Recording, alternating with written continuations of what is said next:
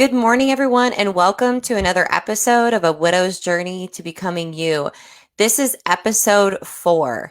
We are going to be talking today about organizing through grief. And I'm one of your hosts, Erin Henty, at erinhentycoaching.com. I'm a life coach for widows, helping others rediscover life after loss. I'm going to bring on my co-host here, Monika, and I'm going to let her introduce herself to you. Welcome, Monika. Good morning. How are you, Erin? I'm doing good. How are you? All right, yes. Yeah, I'd love for you just to do a quick intro this morning for those who are joining us for the first time. Yes, so my name is Monica, and I am, all about helping widows or single moms or anybody through grief and just to restart life and without any compromise because throughout the life we do lots of compromise. So, we forget ourselves, but it's about time that we give to ourselves and do what we need to do in our life so that we don't regret. You can reach out to my page on Facebook, which is Life with No Compromise. And you can connect me through there, private message me, or if you have any question, please join my page. And I'm here to help. Yes, along with Erin. Yes. Yep. Well, and we are so excited to be here today. We know we have just gotten past a really tough holiday, and we're so Yes. thankful you're here to join us today. One of the things that tends to come up in the new year is we start to set goals for ourselves, right? And tackle Yes. some really hard things. So maybe share with our audience what are some of the things you're tackling in the new year, Monika? In the new year, yes, it is, just with the memories, of course, carry on with them. And with organizing myself, with the stuff around the house and with my loved ones, with my husband's memories. And that is, is the basic thing right now because we are so attached to this stuff, around the house when your loved one passed away. It's very emotional. Every day you see it, and that it doesn't let you move on, right? So everywhere you see it, the memories, and you stay in that moment. So that is my goal. I am doing it over the years, slowly by slowly, reevaluating what I have. Does it really fill my purpose, or do I really need it at the moment of time? And going it day by day, slowly by slowly. Yes. So Yep. that is the thing. One step at a time. Yeah, I think Yes. for me, I've got so many projects that I started this year, and I've got to continue to tackle. But I feel like, you know what, 5 years out, we still have yeah, I still have a long time to keep going through those other things. But I'm really excited today because I have someone that I'm going to introduce to you in just a moment who has helped me get through and tackle so many messy things Right. in life, and she helps many other people, both literally and figuratively. So, with that, I'm going to introduce you to Letty Fundene, and she is my resident organizing expert. And she comes to us today from a lifetime of experience. And I can't do her as much justice as she can herself. So I am going to bring her on and let her share a little bit about how she got started and how she's been helping others through this crazy year. I mean, how do you help others organize Yes. through all of this? So, welcome, Letty. I'm going to give you the floor for just a moment. Okay, thank you so much for having me on with you guys. I appreciate it. Well, just a little backstory. I just, I wasn't always organized. Let's just be really honest. I was a child that like took bags of stuff and loaded them up with things, and then those bags would just sit all over my room. And my mom would be like, you really need to, get this stuff cleaned up. But just over time, it was something that I just started to enjoy doing. In fact, I would go stay overnight at friends' houses and I would be like, hey, let's clean your room. And they would look at me like, I don't really want to clean my room right now. And so that's kind of where my organizing stuff started. And like when I was little and I had Barbies and everything, I'd set them all up and get like all the shoes together and all the shirts together and the little purses together. So there was some of that in me, but it took, a while for it to mature into its natural state. And maybe you have a child that you're like, wow, they're so organized in this, but they're not in that. Well, just over time, it might mature into something more. But anyway, so when I had my first child, which was 17 years ago, um, I had been helping people organize just for fun. Like they'd be moving, I'd be like, hey, let me come help you pack or unpack. Or, oh, you're having problems with the closet, let me come over and help you. And then they would say, you really need to start a business. You're really good at this. And I was kind of like, isn't this what everybody does? And so then just over time, people kept saying that. And then I was like, yeah, maybe I should start this. And I used to be a school teacher, but then I took time off because I had my first child. So during that time, I decided to start my business. So that was in 2006, I believe. And I've been going strong ever since and slowly growing and learning new things and sharing new things. And I just love it. It's my full-time job now. And I am excited to share with you today what I feel will be important for you as you start to organize through some of the grief and some of the memories and things that you have. Thank you so much for sharing. I wanted to just take a moment because before we jumped on this call, and it kind of follows up on what Monica had said, there we have so much stuff right now, especially physically in our life with the memories of our loved ones and all the stuff that's around us. But you had said something that I have to quote, one of those quotable moments, right? You said, we can't keep so much of their stuff or stuff in general, I think, in our lives because it's weighing us down and it keeps us from moving forward. Can you share some examples in which you've maybe worked with somebody this year or in the past that you've seen that happen? And if so, how did you help them work through it?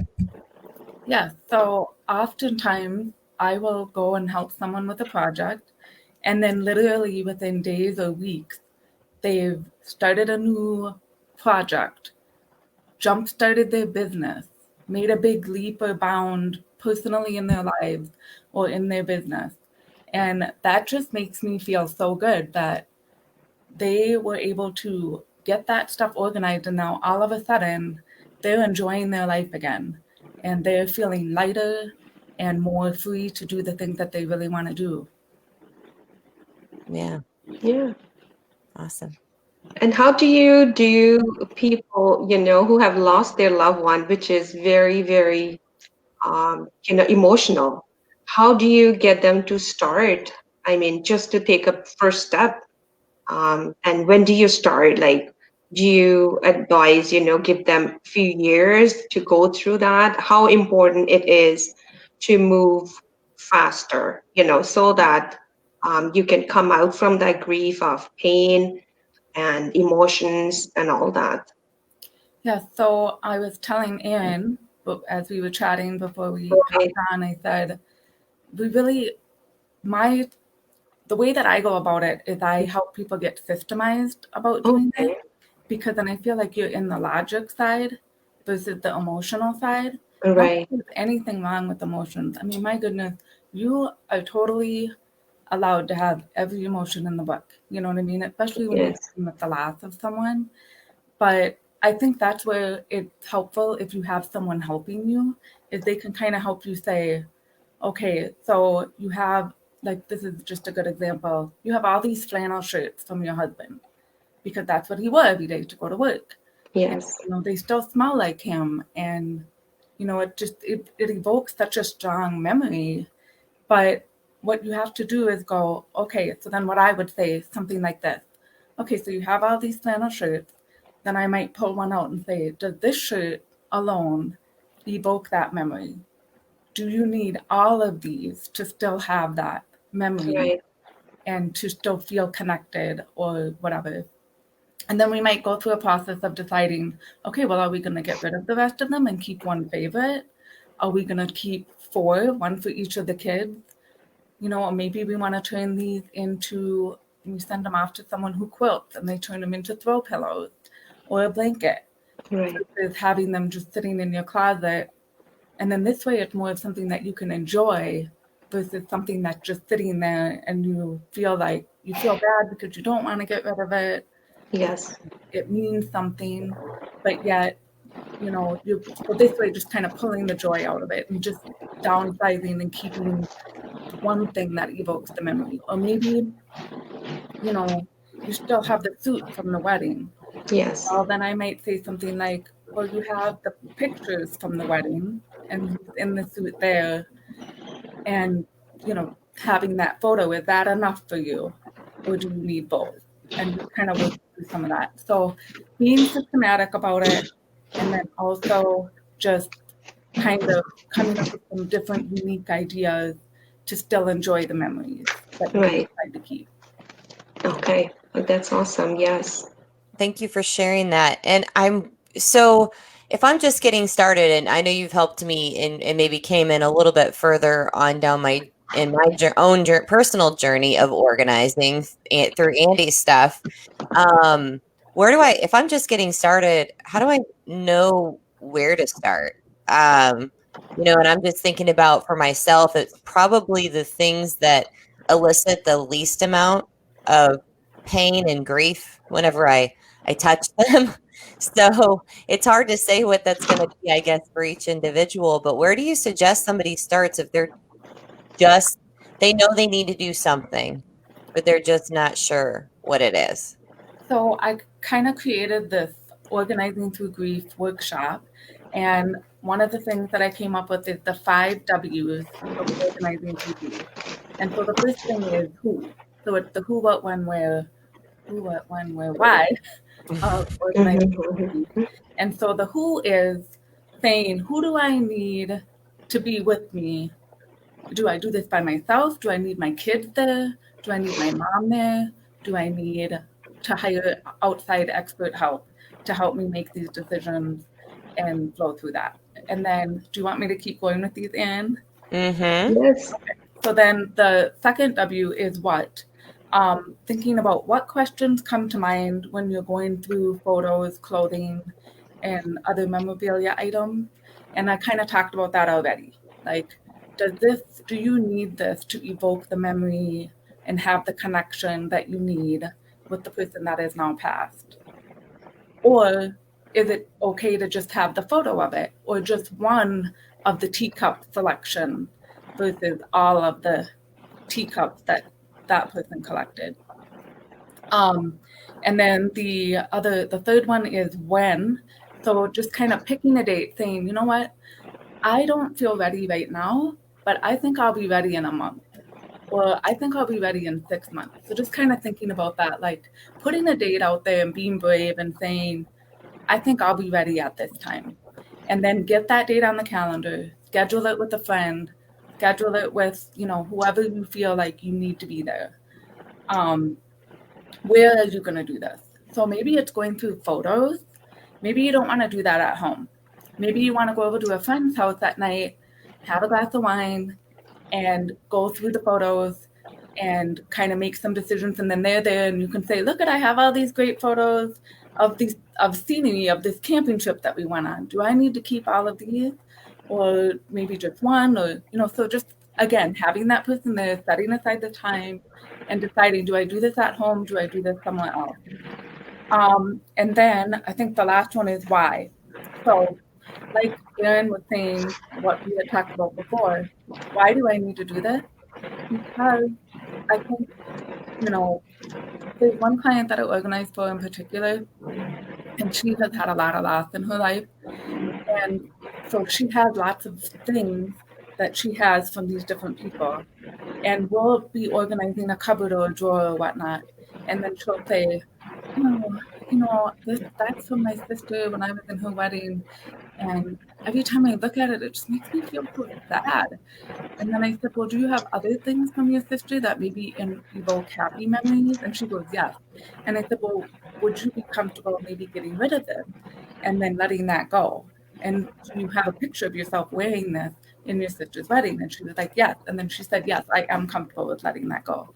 So I just was able to walk her through the process of deciding. And, it is a difficult decision. And I feel like so much of organizing, whether it is through loss or just regular organizing, is so emotional.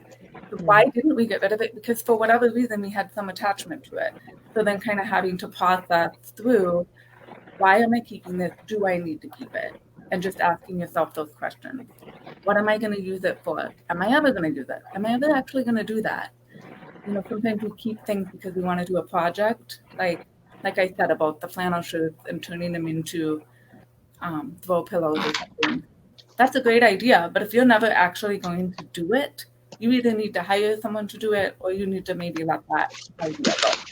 And then what could we do that would evoke that same memory without having to do that project? So those are my 5 reviews.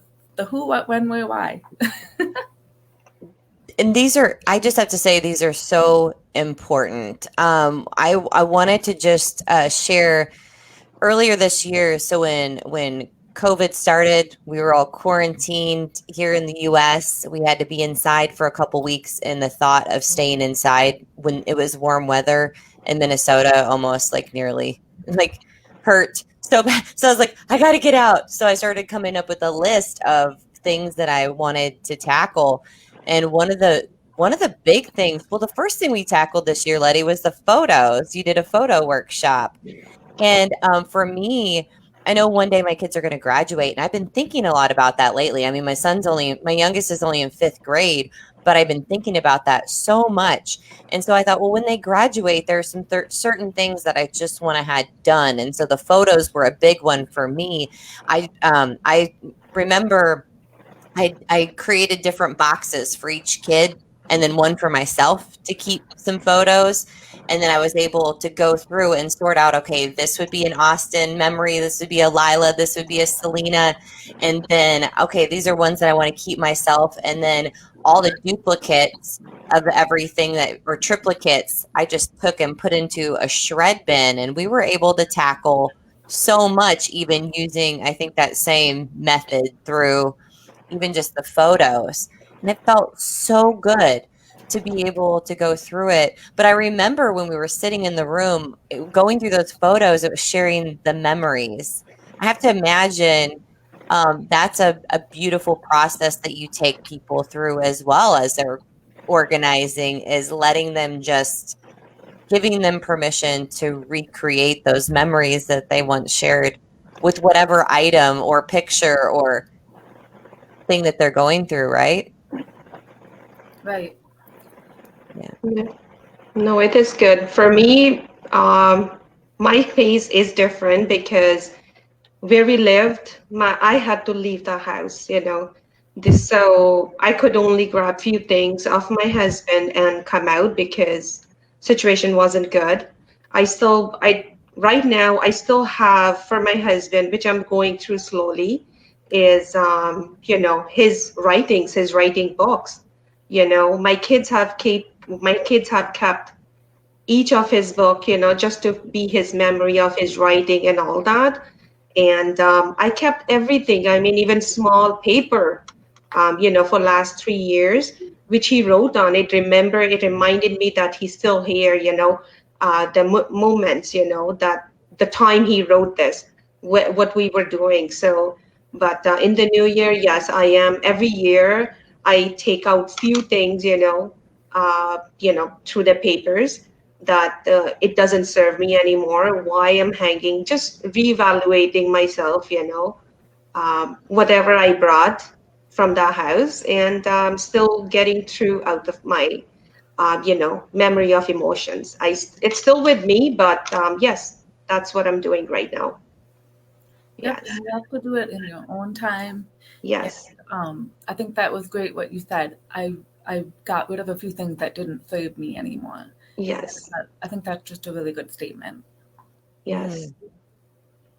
Yeah.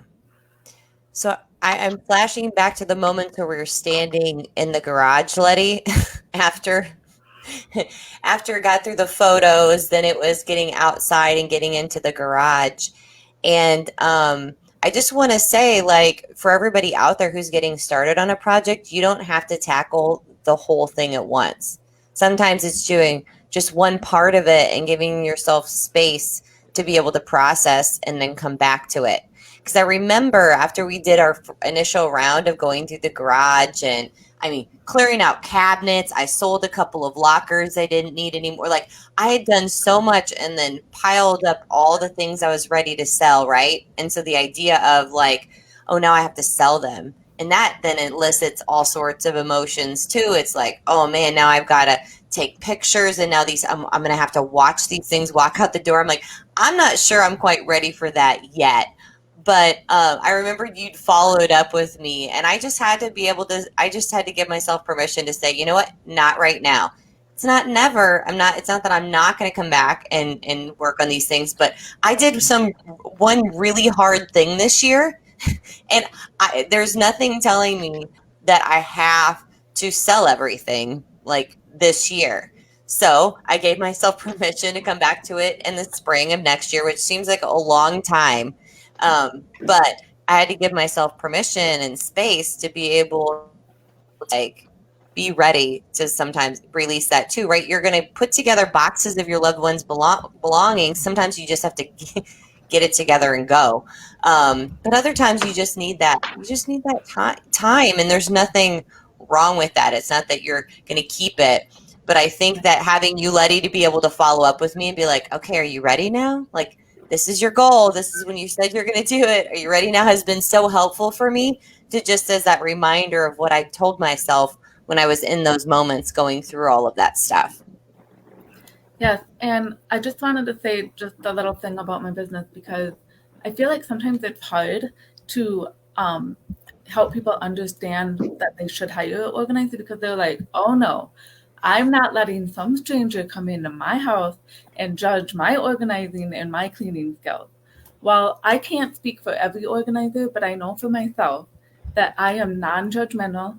In fact, you'll get an email from me when you book a session with me, and it says, hey, I'm so excited about a session, and all I need you to do is have one bathroom cleaned, and then you can leave your rest of your house the way it is, because honestly, I want to come in and see exactly how you're functioning and what your everyday is, because I want to be able to help you come up with systems that are going to work. But if you clean everything up and shove toys in the closet and put dishes in the oven, then I'm not going to have any idea the areas where you are struggling and you're going to want help. So just, you don't have to clean before I come. So that's a bonus. And then also, I'm very gentle. I'm not a pusher. I will bring things up and I'll say, hey, what do you think about this?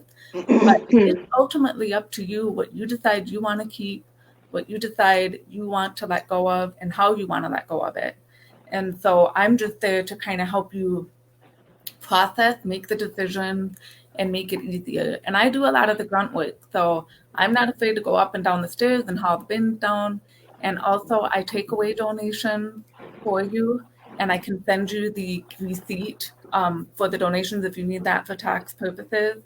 And so I haul those off, and I also bring bins. So if you want to purchase bins, we're there, we're doing the organizing job. You don't want to have to go run to the store or whatever. So I add value in that way. And I also offer virtual sessions and in person still. And I do have safety precautions in place. I wash my hands right when I get to your house, either with my hand sanitizer or at your sink. And then I have a mask that I wear. And I wash my hands continuously throughout the time that I am there. And I will do anything that will make you feel comfortable. And then also my virtual session, it seems like, what would we even get done in a virtual session? But since I've started doing them, during COVID, I've discovered, wow, these actually work, because what happens is you're setting up a time, you're meeting with someone who's helping you process, and I'm keeping you accountable for that whole time that was there. And my virtual sessions have typically been an hour. We just do an hour at a time. And sometimes we do an hour and we start on a project and then they finish. And then I follow up and say, hey, how did it go? So I offer both of those. And did you want me to share how they can get a hold of me now, Erin, or do you want to save that for Yeah. So just to we have viewers all over the United States. So I love that you mentioned the fact that you're doing the virtual organizing, because that's how you can continue to help them. And so I was just, sharing with them how that typical session would go with virtual, and why should why should they consider doing a virtual session versus like, hiring a local organizer? And I think right now, especially in our current climate and with COVID, it's more important to ever to maintain safe social distancing and other things like that. So, like, tell us why our viewers and listeners should be considering the organizing virtually. Okay, so um, basically, how a virtual session would work is you would contact me and say, I would like to do a virtual session with you. And then some good project to choose for virtual sessions would be going through photos, setting up an office paperwork area, or going through a loved one's paperwork or cards or something like that, or maybe their clothing closet. Those are all small enough that we can do within the hour and at least get you going in a good direction. And another thing, like if you're not really needing maybe grief organizing and you're just like, oh my gosh, my linen closet, I can't even find anything in there, or my under the sink, I don't even know what's under there anymore. There might be something growing under there. We can tackle those things, and sometimes we can do more than one, just depending on how quickly they go. So anyway, so those are some good projects to choose for virtual organizing. And then how it works is I send you a thing that explains how it's going to work, what tools to have on hand during the session. And I'll ask you to maybe take a before picture so that you can compare the after. And then I do like to share some before and after pictures on my social media pages, but I always ask if that's okay with the person, and I never share the person's name. It's just very much like I was working with a client virtually, and we were working on cleaning out all of the under sink areas in their home. And these are all of the before and after pictures. So stuff like that. But again, that's totally up to you. I never share without permission. And so that's basically how the organizing session works. And we meet on Zoom, and I sit there and you're working, and then I'm asking you to show me what you're working on. And when you get stuck, I help you process through that. And so I'm there to ask questions, and then I help you get it. Like I might say, hey, do you have a box that you can put those things in? And just kind of also, I like to help people come up with a system to keep it that way. Because we go through all these work to get things organized, and then we think, oh, how long is this going to last, right? So that's one of the things that I like to work with people on. And I just want to add before we, end this session. I just want to remind everyone that it is very important, I think, hiring a professional organizing person, because you may bring your, family or, relative, and you may not be able to get rid of anything because the emotion attached to it. Because as a family you discuss and everything, certain things will be harder for you to just get rid of because emotions attach, and the other person is not able to tell you to do this because they're attached to you. So it is important that bringing outside without judgment, as Letty said, not judging you, not even whatever you can share, it's going to remain between both of you. Regarding as for family members, sometimes it can become challenging because you want to get rid of something, the other person does not. So it may take longer. Yes. Yeah. Well, thank you so much. I've got your website scrolling at the bottom of the screen here. So for those of you who'd like to stay in touch with Letty, go to www.organizedbyletty.com. Letty, thank you so much for sharing your experience, your knowledge, and how you've helped others just navigate through all the messy stuff. I love it, not only in their house, but also emotionally, especially after the loss of a loved one. You're doing really important work. And thank you so much for being a part of today's episode. Yes. Thank you very much for having me. Thank you. And for all of our listeners out there, if you are, struggling with what to tackle or going through things, I just want to remind you to give yourself time, space, and permission to reach out to others, to sit with you as you, tackle some of these hard things in life.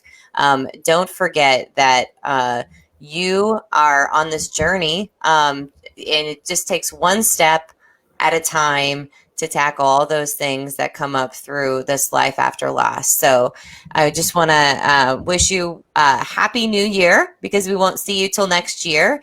And happy holidays, as well, as you spend more time with your loved ones and bringing up those memories of your late husband. So thank you so much, and have a wonderful day, ladies. Thank you. Thank you. Bye.